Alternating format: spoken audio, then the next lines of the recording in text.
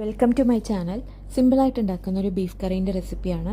കുറച്ച് പച്ചമുളക്, തക്കാളി, 1.5 തക്കാളിയാണ് എടുത്തിരിക്കുന്നത്.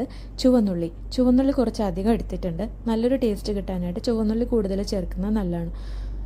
ഇഞ്ചി വെളുത്തുള്ളി ചതച്ചത്, ഒരു സവോള, അരമുറി നാരങ്ങ, ഇത്രയാണ് വേണ്ടത്. കുറച്ച് പൊടികൾ ചൂടാക്കി എടുക്കാനുണ്ട്. 2 ടേബിൾ സ്പൂൺ എരിവുള്ള മുളക് പൊടി, 2 ടേബിൾ സ്പൂൺ കാശ്മീരി മുളക് പൊടി, 1/2 ടേബിൾ സ്പൂൺ മഞ്ഞൾപ്പൊടി, 2 ടേബിൾ സ്പൂൺ മല്ലിപ്പൊടി. ഇത്രയും പൊടികളെല്ലാം മിക്സാക്കിയതിന് ശേഷം ലോ ഫ്ലെയിമിൽ വെച്ചിട്ട് വേണം ചൂടാക്കി എടുക്കാനായിട്ട്. കരിഞ്ഞു പോകാതെ പ്രത്യേകം ശ്രദ്ധിക്കണം. ചെറുതായിട്ടൊന്ന് നിറം മാറി വരുമ്പോഴേക്കും ഫ്ലെയിം ഓഫ് ചെയ്യുക.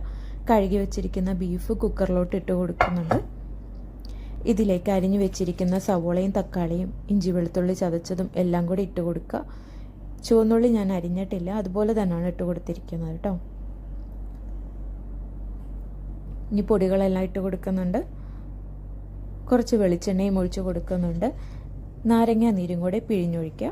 ആവശ്യത്തിനുള്ള ഉപ്പും കൂടെ ചേർത്ത് നല്ലപോലെ തിരുമ്മി വെക്കുക. കൈകൊണ്ട് തിരുമ്മി നല്ലോണം റെസ്റ്റ് ചെയ്യാനായിട്ട് വെക്കണം. ഒരു 15 മിനിറ്റ് റെസ്റ്റ് ചെയ്യാനായിട്ടാണ് ഞാൻ വെച്ചിരിക്കുന്നത്. ഇനി കുക്കറിൽ വേവിച്ചെടുക്കണം. 3-4 വിസിൽ വരുന്ന വരെ വേവിച്ചെടുക്കുക.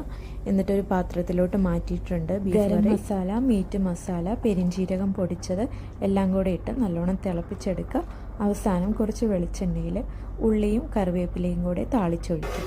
ബീഫ് കറി ഇഷ്ടപ്പെട്ടാൽ എല്ലാവരും ഒന്ന് ട്രൈ ചെയ്ത് നോക്കുക. ചാനൽ ഇഷ്ടപ്പെട്ടാൽ എല്ലാവരും ഒന്ന് ലൈക്ക് ചെയ്യാനും സബ്സ്ക്രൈബ് ചെയ്യാനും മറക്കല്ല.